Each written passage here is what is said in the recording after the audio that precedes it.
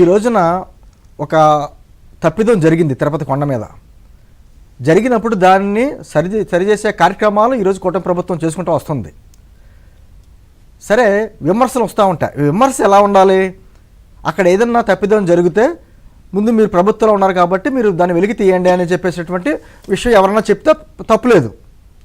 సరే, జగన్మోహన్ రెడ్డి గారికి అండ్ వాళ్ళకు ఉన్నటువంటి వాళ్ళ బ్యాచ్కి అందరికీ కనీసం ఆ జ్ఞానం లేదు కాబట్టి ఈ రోజున వచ్చి పొన్నవాళ్ళు కావచ్చు వేరే రకరకాలుగా మాట్లాడుతున్నారు. పొన్నవాళ్ళు అయితే అదే పందికోవ అయితే 1400 రూపాయలు ఉంటుంది, దాన్ని తీసుకెళ్ళి 320 రూపాయల లడ్డులు ఎలా కలుపుతారు అంటే కేజీ లడ్డులో కేజీ కొవ్వు కలపర, కనీసం ఆ జ్ఞానం కూడా లేదు. వాళ్ళ గురించి ఎంత తక్కువ మాట్లాడుకుంటే అంత మంచిది మనకి. అయితే ప్రకాష్ రాజ్ గారు కూడా కామెంట్ చేస్తా దానికి పవన్ కళ్యాణ్ గారిని ఉద్దేశించి చేస్తా దాన్ని వెలికి తీయండి అని చెప్పి అన్నారు. దాంతోపాటు ఏమన్నారు, కమ్యూనల్ రైట్స్ అనే పదం ఎక్కడ ఉందండి ఇక్కడ కమ్యూనల్ రైట్స్ అనే పదం? అంటే ఒక భారతదేశంలో మెజారిటీ ప్రజల మనోభావాల గురించి వాళ్ళకి జరిగినటువంటి అన్యాయం గురించి మాట్లాడడం కమ్యూనల్ రైట్స్ అవుతా? కమ్యూనల్ టెన్షన్స్ ఎలా అవుద్ది? సార్, కమ్యూనల్ టెన్షన్ ఎలా అవుతుంది? అసలు సంబంధం లేని పదాలు పెట్టి అంటే హిందువులు వారికి అన్యాయం జరిగితే మాట్లాడకూడదు. గత 5 సంవత్సరాల్లో ఎన్ని జరిగినాయి? రాములవారి తీర్థం కానించి అక్కడ విగ్రహం తల తీయడం కానించి అంతర్వేది రథం, విజయవాడలో 3 సింహాల మాయం, నెల్లూరులో బెట్టరగుంటలో అక్కడ వెంకటేశ్వర స్వామి రథం కాల్చివేత, ఇటువంటి అన్ని కార్యక్రమాలు ఎన్ని జరిగినా కూడా మౌనంగా ఎందుకున్నారు? ఇది జరుగుతా అదే ఇటువంటి అన్యాయం కానీ వేరే ఇతర మతాలకు కానీ జరిగితే అప్పుడు ఎవరన్నా మాట్లాడగలిగేవారా? అప్పుడు ఏ విధంగా చేసేవారు దీన్ని? అంటే నిన్న చెప్పింది పవన్ కళ్యాణ్ గారు ఒకటే, ఈ ఏదైతే ఉందో ఇది లౌకికవాదం అన్నది 2 వైపులా ఉండాలి. ఎవరికి అన్యాయం జరిగినా మాట్లాడాలా తప్ప వన్ వేలోకి వెళ్ళకూడదు. అంటే కేవలం హిందువులకి అన్యాయం జరిగితే ఎవరు మాట్లాడకూడదు, మిగతా వాళ్ళకి ఎవరికి అన్యాయం జరిగినా అందరూ మాట్లాడాలి. అది ఎలా అవుతుంది? సెక్యులరిజానికి అర్థం ఉండాలి కదా. నేను అంటుంది ఈ రోజున జరిగినటువంటి ఆ ఘోరం, మనం తిరుపతి లడ్డూని మహాప్రసాదంగా స్వీకరిస్తారు, దాన్ని ఆ విధంగా మాట్లాడి తన్ని ఇష్టం వచ్చినట్టుగా మాట్లాడతామంటే ఎందుకు హిందూ సమాజం మాట్లాడదు? అదే సందర్భంలో సనాతన ధర్మం గురించి కూడా ఆయన మాట్లాడారు. సనాతన ధర్మము హిందూయిజం నాకు తెలిసి స్వామివారి తెలియదు, రెండు ఒకే నా కాయిన్కి 2 వేరు రూపాయలు ఒకే కాయిన్. సనాతన ధర్మం ఏంటంటే ఒక జీవన ప్రమాణం, అదే నిత్యం ఉంటుంది, అదే మారదు. ఏంటి ఇటువంటి సనాతన ధర్మం ఉండడం? అది మన భారతదేశంలో ఇన్ని కులాలు, ఇన్ని మతాలు, ఇన్ని ప్రాంతాలు ఉండి కూడా అందరినీ కలుపుకుని వెళ్తున్న జీవన విధానం అన్నది అదే సనాతన ధర్మం. నువ్వు దేవుడిని పూజించకపో, కానీ దేవుడిని ఒక నమ్మకంతో ఉన్న వ్యక్తుల్ని విమర్శించే హక్కు నీకు లేదు. సెక్యులరిజం పేరు మీద నా నోటికి వచ్చినట్టు విమర్శించేస్తాను, విమర్శించిన తర్వాత కులం గోడల వెనకాలో, మతం గోడల వెనకాలో, సెక్యులరిజం గోడల వెనకాలో దాక్కుంటానంటే ఇంకా కుదరదు. ఆ పక్కన ఉన్నటువంటి తమిళనాడులో ఒక మంత్రి మాట్లాడేశాడు, సనాతన ధర్మం అన్నది ఒక మలేరియా, డెంగ్యూ లాంటిది, దీనికి నివారించాలనేటువంటి మాటలు మాట్లాడేశాడు. అయినా సరే ఈ మన భారతదేశంలో చక్కగా తిరుగుతున్నాడు ఆయన. ఎక్కడైనా ప్రపంచంలో ఏ దేశంలో అయినా ఆ దేశస్తులు పాటించేటువంటి ఒక మత సాంప్రదాయాలు విమర్శించేటువంటి ఆ స్వదేశీయులు ఉంటారా? ఆ దేశంలో విమర్శించాలి, బతకగలరా? మరి మన భారతదేశంలో జరుగుతుంది. నాకు తెలిసైతే సనాతనం అంటే నిత్య సత్యం, అంతే, సత్యం పాటించేది. అదే సందర్భంలో హిందూయిజంలో కూడా ఉన్నటువంటి లోపాలను సరి చేసుకుంటా మనం వెళ్తున్నాం. ఆధునిక ఇదివరకు అనేకటువంటి దురాచారాలు ఉండి, సత్యసాగమనం అని రకరకాల దురాచారాలు ఉండి అవన్నీ మార్చుకుంటూ వెళ్తున్నాం. మాట్లాడినా ఎక్కడన్నా ఒక రిగ్రెట్ ఉందా? నాగబాబు గారి వీడియోలు చూపించి లేదా పవన్ కళ్యాణ్ గారు ఏదో ఒక కార్యక్రమంలో ఉన్నదాన్ని చూపించి నిన్నటి నుంచి వైసీపీ వాళ్ళు మీ మీద మీరా మాట్లాడేది సనాతన ధర్మం గురించి. అంటే ఎక్కడా కూడా లడ్డూ గురించి ఒక బాధ పశ్చాత్తాలు లేకుండా మీరు వివిధ కార్యక్రమాల్లో పాల్గొన్న వీడియోలు చూపించి మీకు అర్హత లేదంటున్నారుగా. నేను అంటుంది ఖచ్చితంగా సనాతన ధర్మం యొక్క గొప్పదనం అది. నేను ఇందాక మాట్లాడాను, నాస్తికుడు అవ్వచ్చు, లేకపోతే ఆస్తికుడు కావచ్చు, ఏదైనా కావచ్చు, కానీ జీవన విధానంలో కలిసి ముందుకెళ్తుంది. శబరిమల వెళ్తాం, శబరిమల వెళ్ళినప్పుడు అక్కడ వేవర్ మసీద్ ఉంటుంది, మసీద్ దగ్గర కొబ్బరిగా కొట్టి శబరిమల దర్శనానికి వెళ్తారని పెద్దపాదం చేసినప్పుడు ఈ రోజున కడప దర్గాకి వెళ్తున్నారు, లేకపోతే నెల్లూరు జిల్లాలో రొట్టెల పండుగ జరుగుతున్నాయి, అనేక మంది హిందువులు పాల్గొంటారు.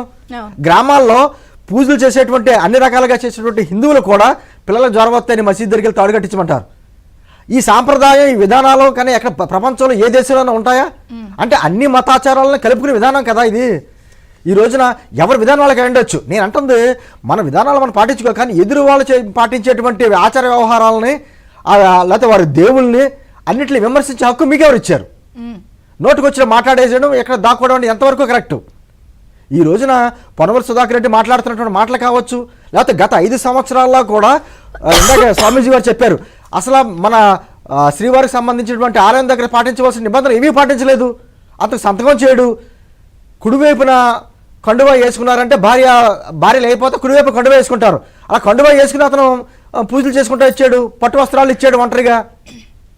ఇప్పుడు అంటే నేను అంటుంది ఈ విధంగా మన సంస్కృతి సాంప్రదాయాలని పాటించడానికి ఈ రోజునంటే మన భారతదేశం మీద ఎంతోమంది దాడులు చేశారు.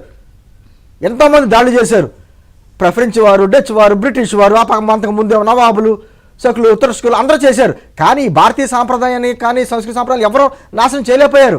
ప్రపంచంలో దాదాపు 28 సంస్కృతులు ఉంటాయి. పూర్వ సంస్కృతులు అన్నీ నాశనం అయిపోయినాయి.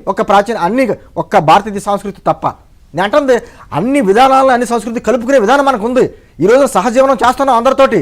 నేను అంటుంది అలాగని చెప్పి ఎప్పుడో ఈ లౌకికవాదంలో ఎప్పుడు వచ్చినండి సెక్యులరిజం అంతానా 42 రాజ్యాంగ సవరణ 1976లో చేసుకున్నాం. అంతకుముందు లేదు ఈ పదాలు. కానీ ఆ పదాలను అడ్డం పెట్టుకుని అంటే భావ ప్రకటన స్వేచ్ఛకే బరి తెగింపుకి మధ్య వ్యత్యాసం ఏంటో తెలియని వాళ్ళు మా నోటికొచ్చింది మేము మాట్లాడేస్తాం, ఇతరుల మనోభావాలను దెబ్బతీసేస్తామంటే. ఈవెన్ ప్రకాష్ రాజ్ గారు నేను వచ్చి ఎక్స్ప్లెయిన్ చేస్తానన్నా ఆయనకి వకాలు తప్పు చేసుకుని వీళ్ళందరూ ప్రెస్ మీట్లు పెట్టి మాట్లాడడాన్ని ఎలా చూడాలి? అదే అంటున్నాను. అంటే జరిగిన తప్పుదని అరాచకాన్ని లేకపోతే ఒక అపచారాన్ని కూడా సమర్థించుకుంటున్నారంటే ఆయన ఎంత పనికి మనలో మనకు అర్థమవుతుంది. ఈ రోజు నేను అందుకనే అన్నాను, ఈ 2 పార్టీల మధ్య జరుగుతున్న గొడవ కాదు, ఆ నమ్మకాలకైనా ఆ నమ్మకాలను వ్యతిరేకించే వారికి మధ్య జరుగుతున్నటువంటి గొడవ. ఈ రోజు వైసీపీలో ఉన్నటువంటి చాలా మంది హిందువులు కూడా బయటకు వచ్చి మాట్లాడలేకపోవచ్చు. వాళ్ళ మనోభావాలు కూడా దెబ్బతిన్నాయి, ఖచ్చితంగా దెబ్బతిన్నాయి. కొంతమంది నాయకులు బ్రిటిష్ హయాంలో గొడ్డు మాంసాన్ని బ్రిటిష్ వాళ్ళకి సప్లై చేసినటువంటి వ్యక్తి యొక్క మనవడికి సపోర్ట్ చేసుకుంటే వెళ్తామే తప్ప ఖచ్చితంగా వాళ్ళకి చెప్తాం తప్ప గుడ్డెత్తి చేలపడ్డట్టు వాళ్ళకి సమర్థించడం తప్ప వాళ్ళు ఆచరించే విధానాలు ఏంటి, వాళ్ళ విధానాలు అంటే కనీసం ఆలోచన కూడా లేకుండా కేవలం విషయాలంతా రాజకీయ కోణంలోనే చూసుకుంటే వెళ్తున్నారు తప్ప మనం జరుగుతున్న దాడి ఏది. ఈ రోజున పవన్ కళ్యాణ్ గారు చెప్పింది అదే, మౌనం వహించడం ఎంతవరకు ధర్మం. అంటే ఎవరో కొంతమంది ఓటు బ్యాంక్ రాజకీయాలు చేసి వాళ్ళు మాట్లాడకపోవచ్చు, మాకు అవసరం లేదు. ఖచ్చితంగా మన సనాతన ధర్మానికి కానీ మన హిందూయిజానికి కానీ దెబ్బ తగిలితే అదే సందర్భంలో ఇతరులకు ఎవరికైనా అది క్రిస్టియానిటీ కావచ్చు లేకపోతే ఇస్లాం వారు కానీ ఎవరికి అన్యాయం జరిగినా మాట్లాడతాం. మాట్లాడే విధానంలో వాళ్ళకి జరిగినప్పుడు మాట్లాడి మనకు జరిగినప్పుడు మాట్లాడకపోతే మాత్రం అది ఖచ్చితంగా మన సనాతన ధర్మానికి విఘాతం కలిగినట్టే. ఏమంటే ఇప్పుడు చార్వాకుడు దేవుడు లేడు అన్నాడు, దేవుడు లేడు అన్న చార్వాకుడిని కూడా ఋషిగా కొలిచినటువంటి సనాతన ధర్మం ఉంది. అటువంటి ధర్మం పాటిస్తున్నాం మనం. అంటే అంటే ఈరోజు దేవుడు ఇందాక అన్నా మీరు కొన్ని వీడియోలు తిరుగుతున్నాయి అన్నారు, వారి ఇష్టం, వారు దేవుడు నమ్మొచ్చు నమ్మకపోవచ్చు ఏదైనా కాబట్టి తీయచ్చు. ఒకే కుటుంబంలో సనాతన ధర్మం గురించి పవన్ కళ్యాణ్ గారు నాగబాబు గారు అసలు దేవుడే లేడన్న వీడియో చేసి మీ మీద దాడికి దిగుతున్నారు. నేను అదే అంటున్నాను, ఒకే కుటుంబంలో వివిధ రకాల మతాలు తీసుకున్న కూడా ఉన్నారా లేదా? వివిధ రకాల మతాలు ఆ హక్కు కూడా ఉంది, ఆ మత సాంప్రదాయాలు పాటించవచ్చు. ఖచ్చితంగా వాళ్ళు ఫస్ట్ నుంచి ఉన్నదే డైవర్షన్ పాలిటిక్స్ వాళ్ళకి తెలియదా ఉంది. ఈ రోజున వాళ్ళ పత్రికలో కావచ్చు, వారి ఛానల్లో కావచ్చు,